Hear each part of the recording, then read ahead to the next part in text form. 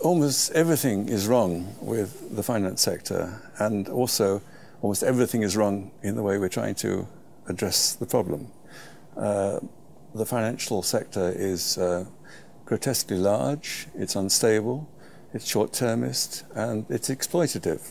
I think we have to go back to the lessons of history, the periods when we have not had financial crises, and we had financial systems that were smaller, less complex, less opaque than now, and they were also very well regulated, very tightly regulated.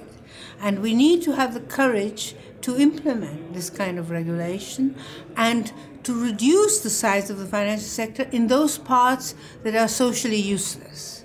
History shows that credit guidance is the most efficient way to regulate banks. We have very complex bank regulation, and there's many bank regulatory agencies on a national level, on the European level, international level. There's no dearth of bank regulators. Trouble is they're all focusing on the wrong thing, and complex regulations that have not worked, that have not prevented crises. Actually, what we need is something very simple, and that can be done through credit guidance, very transparent and accountable, where you have quantity quotas and restrictions for harmful stuff, and you have also qualitative guidance for sectors that you want to receive the money. Debt that pays itself off is good debt. And then debt that can't possibly generate any income or wealth for anybody except the fleet of foot is not good debt. I mean, purely financial debt allows those speculators who operate very fast to benefit at the expense of those who are a bit slow.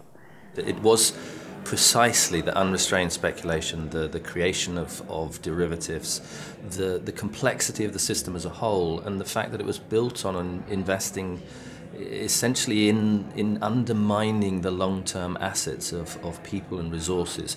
These were the problems that led to the financial crisis. We will need to limit the mobility of finance, because it's the mobility of finance that creates volatility and instability, which means that a banker feels, well, he can make more by lending to the Brazilians than by lending to the Brits. The second big topic, if we don't want it to happen again, is to decide once and for all who will take the losses if and when a bank defaults. You know, what's going to happen if a bank defaults? Who will take the losses? Once the equity has been wiped out, who takes the losses? If they're smaller, they're easier to resolve if there is an issue, so we're not going to build in nearly so much systemic risk. And certainly, from our perspective, part of what we want to deliver is a big old bank-in-a-box platform with hundreds of little banks on it, which in and of itself will become systemically risky. So we're already talking with the regulator, and we'll be doing special monitoring and get some pre-alerts and warnings in there.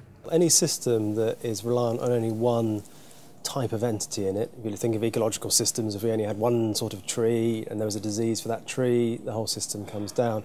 The same is true of financial systems. And if you don't have a diversity of institutions, then it's not a very stable system.